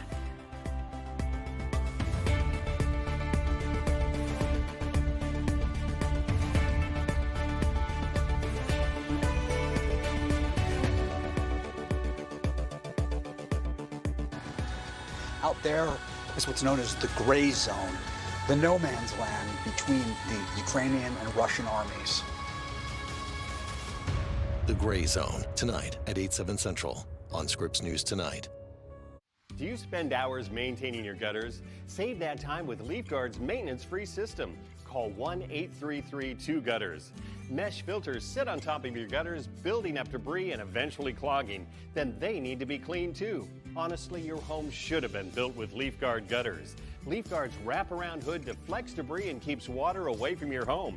The one-piece seamless system is strong, 20% thicker than average, and built to last. Plus, LeafGuard is guaranteed to never clog for as long as you own your home. Right now, get a complete LeafGuard system for only $99 down, $99 a month, and $99 installation. You'll also receive a $100 Visa gift card with a free gutter inspection and in-home estimate. Damage from clogged gutters can cost you thousands. Never worry about clogged gutters again. Don't wait, you've still got time. Call 1-833-2-GUTTERS today. That's 1-833-2-GUTTERS. There's a new victim of identity theft every 3 seconds. And checking your credit score or bank statements may not be enough to alert you. That's because identity threats appear in more places than you realize. Identity thieves can use your information to open loans, transfer home titles, even commit crimes. Someone stole my information and tried to buy a car in my name. LifeLock monitors for threats to your identity, including ones you may miss, and alerts you if there's an issue. And if you're a victim, your dedicated U.S.-based restoration specialist will work to fix it. If something happens, you have somebody fighting for you. All plans backed by LifeLock's $1 Million Protection Package, including reimbursement for stolen funds. I know LifeLock has me covered. LifeLock, identity theft protection starts here. Call the number on your screen or visit lifelock.com/25now and use promo code 25now to save 25% on your first year of identity theft protection. Enroll now. UN Command has started talking with North Korea about the American soldier who was detained. Private Second Class Travis King left his tour group last Tuesday and crossed the border into North Korea. The day before, he was supposed to fly to Fort Bliss, Texas, for possible further discipline after serving 2 months for an assault in South Korea. However, he never boarded the plane. Russia called out Ukraine for drone attacks on Moscow and Crimea. It says a drone that fell near Defense Ministry headquarters hit 2 buildings. The one in Crimea struck an ammunition depot. It stopped traffic on a major highway and nearby train tracks. In the meantime, Ukraine says 4 people were injured when Russian drones destroyed a grain hangar and other depots in southern Ukraine. Israel's parliament has taken the first step in an effort to weaken the nation's Supreme Court. Members of Benjamin Netanyahu's governing coalition passed a bill limiting the power of the court to overrule the government. The legislation passed on a 64-0 vote today, without a single vote from the opposition party, which left before the vote.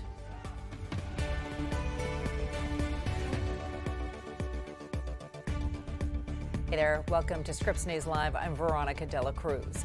Alzheimer's patients and caretakers now have hope when it comes to treatment. Earlier this month, the FDA gave approval to Leqembi, which has been shown to slow the progression of Alzheimer's by as much as 27%. While there is a lot of excitement around the research and advancements, there are also concerns on its safety and accessibility. National correspondent Chris Stewart joins us now from Denver. And Chris, I understand that you spoke with families impacted by the disease. What have they told you about Leqembi? Well, there's just a lot of hope that they have, Veronica, really for the first time ever. And what we're seeing with this medicine that's being developed, it's not a cure for Alzheimer's, but for the first time it is showing that it can slow down the progression of the disease that impacts more than 6.5 million Americans. But we also found with that hope, with that excitement about this medicine that's being developed, there are some concerns about access to care, especially for those who are most at risk of developing the disease. I love this one, the story behind it. We had a father-daughter night with my princess. It was supposed to be for small kids. These pictures represent some of Sylvia Waller's most cherished memories with her dad. So we get there and he said, "Why are we the oldest here?" And I said, "Well, it's a night with my princess." And I said, "I'm still your princess." And he said, "Yeah." So that was the last night we danced. Roughly 2 years after this night, Waller's father, James, passed away from Alzheimer's in 2017. An only child, she took care of her dad until his death. It was a tough one because the roles had changed. I was no longer his baby girl. I was his caregiver. There was no approved Alzheimer's treatment for Waller's dad, but she says the FDA approval of Leqembi offers hope. The treatment is a twice-a-month IV infusion for patients who are in the early stages of the disease that's been proven to slow Alzheimer's progression by as much as 27%. Waller does worry about access, especially to those in the Black community, which is twice as likely to develop Alzheimer's compared to those who are white. Experts say health issues like higher rates of heart disease may play a role, but research has yet to identify a cause. News is exciting that we're now in a treatment phase, and yay, but then there's a womp, womp, womp. A big concern is the price. Medicare will cover most of Leqembi's cost of more than $26,000 a year. But the Centers for Medicare and Medicaid Services tells me patients will still likely have to pay 20% of the cost, which is more than $5,000. Add that to the total out-of-pocket costs of caring for an Alzheimer's patient. The Alzheimer's Association estimates it to be on average more than $238,000 from diagnosis to death. The majority of the people who have Alzheimer's are on Medicare, and they're not the 10% or the 1%, who have money, have a great retirement fund. A lot of tests are not available in Spanish, so a lot of my cognitive tests I have to pull from Mexico or from Spain. I met with Fabian Consbrough. He's a clinical psychologist outside Denver who works closely with the Hispanic community, which is 1.5 times more likely to develop Alzheimer's. He puts patients through cognitive tests that can lead to a diagnosis. What's the moment like when you have to tell a patient that they have Alzheimer's? That is just as bad as giving someone a cancer diagnosis, because it's a terminal disease. This is the disease they're going to die from. For as difficult as a diagnosis may be, he says getting help also can be hard because of the several steps and medical professionals dementia patients often need to meet with to get treatment. He worries Leqembi will be out of reach for many of his patients. Not only do they need to get the diagnosis, they need to get the referral back to the specialist or back to their primary care doctor. The provider has to be caught up on the medication and feel comfortable with that medication. Leqembi is meant to treat those who are in the early stages of Alzheimer's, which Jim Herlihy with the Alzheimer's Association of Colorado says makes access important. And every day, 2,000 people advance to another stage of the disease. So having access to these medications right now is critical for those people and their families. In 2022, with Alzheimer's awareness as her platform, Waller won Mrs. Colorado. At the time, I was like 60, and I've learned that no matter how old you are, you continue to grow. She says while new drug developments are a major step forward, making sure people know the signs and symptoms are an important part of the fight against a disease that still has no cure. And another drug to keep an eye on is called donanemab. That has proven to slow the progression of Alzheimer's by as much as a third, Veronica. It's created by Eli Lilly, and the company is expecting that to receive FDA approval by the end of this year. All right, Chris Stewart reporting from our Scripps News Denver bureau. Chris, thank you so much. According to a new study, older people who take a low dose of aspirin daily may increase their risk of anemia by as much as 20%. More than 19,000 people, mostly 70 and older, participated in the study, and they took 100 milligrams of aspirin or a placebo every day for 5 years. Iron levels declined more in people who took aspirin. The results were published in the journal Annals of Internal Medicine. For youngsters, TV appears to be a health risk. A new study out found that people who watch a lot of TV as kids may be more at risk for health issues as adults. Researchers followed children in New Zealand over several decades, beginning in 1973. The kids and teens who racked up the most screen time went on to have higher blood pressure, higher rates of obesity, and other ailments by the age of 45. Experts say while watching too much TV isn't directly linked to those health effects, it might contribute to a sedentary lifestyle and poor eating habits. So many times, complete strangers come to the rescue of patients needing life-saving organ transplants. Jonah Brown and his family are hunting for the special person who might be a bone marrow match. Sydney Darden with Scripps News Lexington went with a team as it searched for a potential donor. Just going to swab. Close your mouth when you do that. Swab for 10 seconds, and then I'll help you from there. A 10-second swab could mean a lifetime of change for Jonah Brown, who's been living with leukemia and is now in need of a life-saving bone marrow transplant. It only takes one to be a match for somebody else. The Brown family teamed up with Be the Match to find a donor. The challenge, bone marrow donors have to come from people with similar genetic makeup. We match donors based on your ethnicity. Someone of another race can have the same blood type as me, and they can donate blood to me. But God forbid that I need a transplant, it has to be someone that genetically looks like me. And right now, African Americans only make up 29% of the donor pool. which means a slim chance to find a match and a slimmer chance for survival, making the need for diverse donors that much more important. It is important for us just to remind everyone how important it is to fight for life. As he celebrates his 39th birthday, Jonah shared the same excitement in a phone call. I appreciate everyone showing up, not just for me, but for so many people around the country who are trying to find a donor for whatever type of cancer they're going through. And I'm fighting every day, and I'm just grateful for everyone that showing that they have my back. In Lexington, Sydney Darden.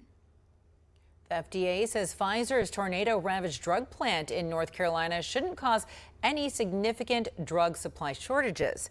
That's after part of the facility was heavily damaged in an EF3 tornado last week. Pfizer says most of the destruction occurred in a storage area and not where medicine is produced. The plant produces anesthesia and many other drugs needed for surgery. Storms and flooding in the Northeast, in the meantime, couldn't have happened at a worse time for farmers in New England. And it's all because the heart of produce growing season is underway right now. And it's too late to salvage crops lost due to widespread flooding. Here's Scripps News national correspondent John Moan with the details from Burlington, Vermont. Here, this is one of our, substantial crops that we grow, is bulb fennel. And you can see that they don't look so hot. That is a head of lettuce after being submerged for 2 days. This time of year, Dylan Zeitlin normally itemizes crop yields, but the only plants to count are dead. We are looking at, for the 5 owners, the last, 5 months of work, having zero money to show for it. His farm is shared by 4 other people, called Digger's Mirth. It sits in the heart of Burlington, Vermont. It's known for its high-quality lettuces, fennel, and carrots that restaurants salivate over and pay well for. But the farm was in the center of extreme weather, which walloped the Northeast, causing immense flooding. Because anything that's been submerged in floodwaters can't be sold. His crops are gone, his operation has lost a growing season and money. Between $250,000 and $300,000. The farm is a member of a broader association called Intervale. The deluge has overwhelmed the neighboring Winooski River, topping its banks and ruining all 7 of the member operations. And we currently have the Intervale Farmers Recovery Fund to supplement that, so we're fundraising to go directly to the farmers. That first wave of fundraising is going to go out August 3rd, and we've currently raised more than $100,000. The agriculture community is taking note. Tens of thousands of people showed up to watch. Farmer Morgan Gold, who has not been affected by flooding, spent 24 hours live streaming to raise close to $30,000 for farmers cleaning up the devastation, because crop insurance and federal assistance will take time. Seeing just how much damage was done in the state, seeing how hard it hit so many different farms here in Vermont, I really did want to just kind of find a way to reach out and raise money and try to help them. As of Saturday, the state's agriculture department says about 200 Vermont farmers have reported more than 9,400 acres in crop damage. Also on the produce side, it hit right when those crops were headed to farmers markets, headed to their farm stands, headed to retail operations, to supermarkets. It's not just Vermont feeling the pain. We can't really go back and replant corn because from the time you plant it until the time you pick it is 90 days. This Glastonbury, Connecticut produce farmer says flooding destroyed 80% of his crops. We have 14 acres. Back in the Green Mountain State, Dylan Zeitlin says in his 30 years of planting, climate change is altering the way he thinks about the farm. It starts to feel like it's not our risk that we've taken on. It starts to feel like this is society's risk to take on what's going to happen to agriculture in all of these fertile river valleys. That was John Moan reporting for us there from Burlington, Vermont. Still ahead on Scripps News Live, the Federal Reserve is still working to tame inflation and could raise interest rates again this week. We're going to take a closer look at why a hike in rates doesn't necessarily bring those prices down. Plus, an 11-year-old is setting his sights on the pitcher's mound at every major league ballpark across the country. We're going to tell you what he wants to do and why. That's next. I didn't ask to lose my mother or to be abused at 5 years old. I didn't ask to be kicked out of my house with nowhere to go. I'm so sorry. I didn't ask for any of this. But I did ask for help, and Covenant House was there. Thanks to their love and support, and to generous people like you, I got what I needed to take control of my life. For the young people who didn't ask to be put in unthinkable situations, Covenant House is there providing safety, hope, and a brighter future. Call or go online now. For a gift of only $19 a month, just 63 cents a day, you can provide hot meals, safe shelter, medical care, and love to more than 2,000 young people who sleep at a Covenant House every night. 1 in 10 young adults will experience homelessness this year. Your gift can help reach them when they need it most. I didn't ask for my parents and my family to disown me. I didn't ask to end up in a homeless shelter. The beauty of it all is that I found Covenant House. The need is overwhelming, but your monthly support will make sure no young person is ever turned away. Call or go online right now to safeplacetosleep.org with your gift of just $19 a month. With your monthly donation, you'll receive this soft, comforting blanket as a reminder of the warmth and safety your gift will provide a young person tonight. Covenant House really helped me and really helped mold me into the woman I am today. If there's no Covenant House, where would I be today? Your monthly gift is urgently needed to reach young people in communities like yours who didn't ask to be put in unthinkable situations. Show them they're loved and not alone. Call the number on your screen or go online to safeplacetosleep.org.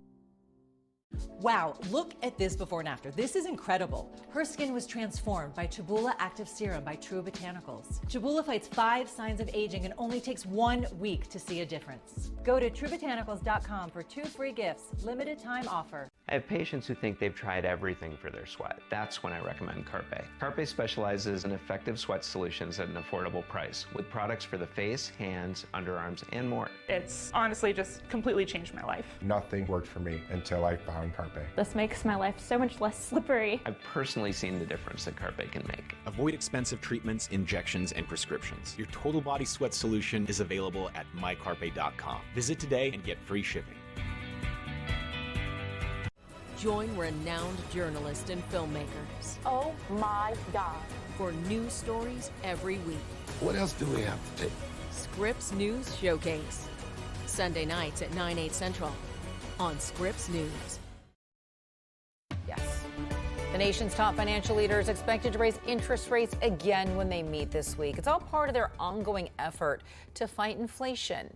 National political correspondent Stephanie Liebergen has the details. On Tuesday and Wednesday this week, the Fed Board of Governors will sit down in this building behind me for their monthly meeting, and they are expected to raise interest rates again. And while that makes borrowing money more expensive, it could mean good news for your savings. The Federal Reserve has 2 main goals: maximize employment and minimize inflation. And the only tool it can use to achieve those goals is changing interest rates. When you raise interest rates, you slam on the brakes of the economy because you make it more expensive to borrow money for any reason. In June, the Fed decided not to raise rates, citing the positive trend in job growth and unemployment. But the board is expected to raise rates this time around. At the beginning of the pandemic, the Fed dropped interest rates to near zero. In March 2022, it raised rates for the first time in almost 2 years.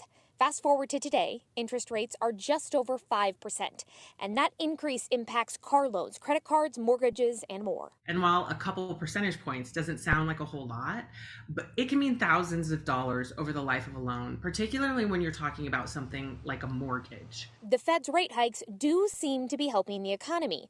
Inflation has slowed in recent months, but prices on gas, groceries, and other necessities are still high. If the Fed's policy is having the impact they hope, it slows this price growth, but it doesn't necessarily turn it negative. So that means you might not see prices come down on some items when you go to the grocery store. The goal is to slow inflation long enough so increases in wages can catch up. But there is a positive side to higher interest rates, and that's in your savings. So at the same time that interest rate increases make it more expensive to borrow things, Interest rates also create really great incentives for us all to do what Ben Franklin and our moms and dads told us to do, which is save today, because a penny saved is a penny plus interest that you've got in the future to buy other things. This meeting will be the Fed's last one before their summer break. The official announcement of this month's decision will come Wednesday at 2 o'clock Eastern. Stephanie Liebergen, Scripps News, Washington. The Fed raised interest rates 10 times between March of 2022 and May 2023 before taking a break to evaluate the effects. This week's hike is expected to be 0.25 percentage point. Plans to bring more production of computer chips stateside hitting a roadblock right now. Chip-making giant Taiwan Semiconductor was supposed to start making semiconductors at a new plant in Arizona next year, but they apparently don't have enough skilled workers to finish the building on time. The White House has been working to reduce its reliance on East Asia for the production of those chips, which power our smart devices and appliances. Taiwan Semiconductor is the largest chip manufacturing company in the world. Amazon is planning to build a $120 million facility to launch internet satellites in the meantime. Project Cooper is Amazon's plan to build a network of 3,200 satellites in low Earth orbit. The facility will be for launches and landings. Last week, Amazon and Florida government officials announced a 100,000 square foot facility under construction at NASA's Kennedy Space Center to aid in this effort. Coming up next on Scripps News Live, an 11-year-old boy and his father are making a pitch to every major league team right now. We're going to tell you the message that they want to deliver from the mound. Plus, back-to-back blockbusters hitting the theaters over the weekend. How Barbie is setting records with her big screen debut. That's next. Hi, I'm Kirk Kaiser, and did you know the average funeral costs around $10,000? And if you don't have enough insurance to cover funeral costs, credit card debt, and other expenses, your family is going to get stuck with the bill. Don't let that happen. Call right now.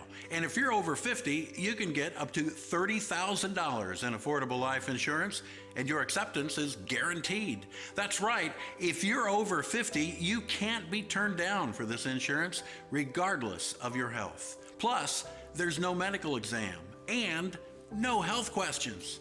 Your rate will never go up. Your coverage will never go down. And rates start as low as $5 a week. Your coverage begins as soon as your application is received. Don't wait until it's too late. Just call 800-760-7793. Coverage is guaranteed regardless of your health and cannot be canceled without your approval. Don't leave your family with a huge bill for your funeral. With one fast and easy call, get up to $30,000 in affordable life insurance to help cover funeral expenses and credit card debt, and maybe even leave something for your kids and your grandkids. Remember, if you're over 50, you can't be turned down, regardless of your health. There's no medical exam and no health questions. Best of all, your rates start as low as $5 a week, and your rate will never increase. Nothing is more important than family. So don't leave them with a lot of bills to pay when you're gone. Don't leave your family with a lot of bills to pay for your funeral. Call right now. Acceptance is guaranteed. Call right now. Call now. Call 800-760-7793. That's 800-760-7793. Selena, are you sure? We got this. Grab the always pan. This is just what the doctor ordered. Put a gold star on my disorder. Can't stop myself, it's true. I like the way you move, but you look like fun. The Selena Gomez collection, only at our place.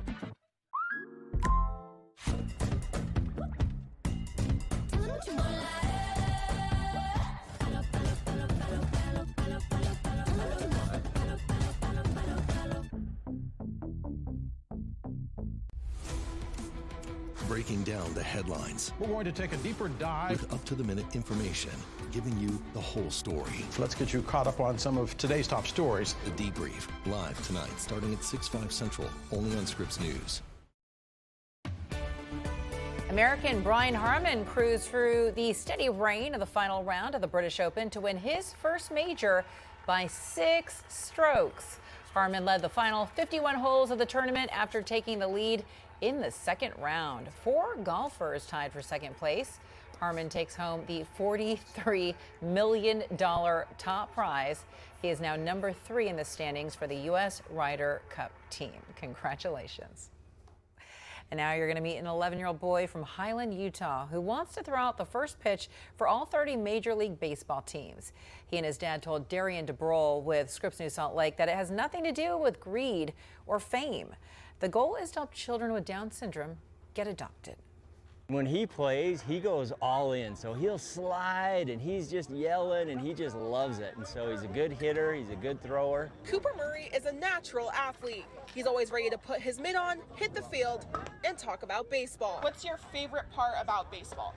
About bats and hit. He's just found a knack for baseball, and so I've coached all these years, coached all of his teams, and helped him to be able to grow and develop as a player. Cooper was adopted by Brady Murray and his wife in 2016, a decision that changed their lives for the better. Coop was abandoned on a street corner in a city of 14 million people in mainland China. In 2016, my wife and I just felt something in our heart like we needed to adopt, and in fact, not just adopt, but adopt a child with Down syndrome, and we found out about Cooper, and we just felt like that's our son. Now the Murrays are on a mission. After being invited by Chicago Cubs pitcher Justin Steele and his wife to throw a pitch at spring training, Cooper was offered a chance to show off his skills again by throwing the first pitch in a Cubs regular season game. Staff was there and they saw it and they're like, we've got to have him come out to Wrigley and do this in Chicago. So he said, for sure. And on Memorial Day, we went out to Wrigley and he wowed the crowd. And a short time after that, the Red Sox reached out to us and asked if we wanted to come out and throw out the first pitch there. And now we're on a mission to get in all MLB stadiums. The purpose is not just for Cooper to continue to wow every crowd, as he does so easily, but to raise money for the Murray's organization, Rod's Heroes, so other orphan children with Down syndrome can find loving families, just like Cooper did. The first way is Coop has a mission to be able to help 30 kids that have Down syndrome get adopted. So 1 for every MLB team. And so the way that we do that oftentimes is by raising funding. So one of the biggest challenges in adoption is the cost of adoption. With 2 down, Cooper has 28 more teams to go and hopes his next pitch can be thrown in Truist Park for his favorite team. He is just too cute. And that was Darian DeBrol reporting for us from Salt Lake City. So the color pink took over movie theaters across the country over the weekend as Barbie hit the big screen. Warner Brothers was seeing green, however. Barbie sold $155 million in tickets at theaters in the United States and Canada, and then another $182 million overseas. And that shattered domestic expectations analysts set at $110 million. The Greta Gerwig blockbuster set the record for the highest opening weekend for a film ever directed by a woman. And then Oppenheimer brought in $80.5 million in the United States and Canada. Wow. 200,000 people bought tickets to see the double feature with Barbie, which has been dubbed Barbenheimer. I've heard that they are both great. I'm Veronica De La Cruz. Thank you so much for joining us for Scripps News Live. Coming up after a quick break, extreme heat still holding on to the Southwest. Julie Martin will join us with the latest on who could be feeling the heat later this week. We'll be right back.